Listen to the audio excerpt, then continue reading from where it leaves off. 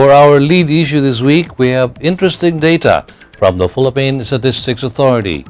The PSA recently announced that combined pledges of the Board of Investments and the Philippine Economic Zone Authority rose by 53.2% in the first quarter of the year alone.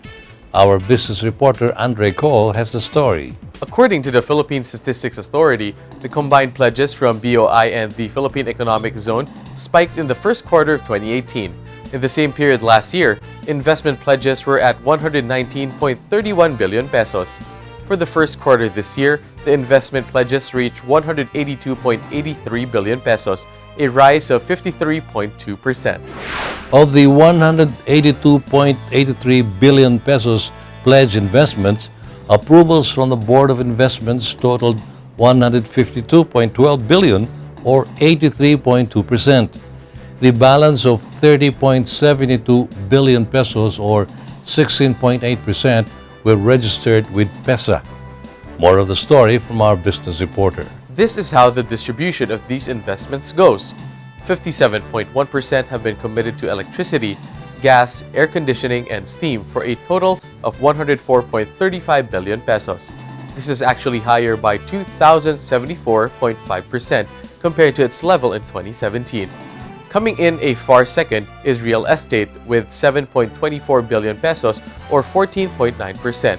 On third place is manufacturing with 13.87 billion pesos or 7.6%, followed by water supply, sewerage, and waste management with 13.87 billion pesos or 7.6%. Completing the lineup is transportation and storage with 7.01 billion pesos or 3.8%. The biggest approved foreign investment commitments will be coming from Japan at 7.86 billion pesos. Last year, this figure stood at 0.61 billion pesos. The United Kingdom was the second highest country source with 1.54 billion pesos, followed by the Netherlands with 0.88 billion pesos, Singapore with 0.56 billion pesos, and USA with 0.45 billion pesos. Both the Board of Investments and the Philippine Economic Zone Authority give tax and fiscal incentives to investors which attract foreign investments.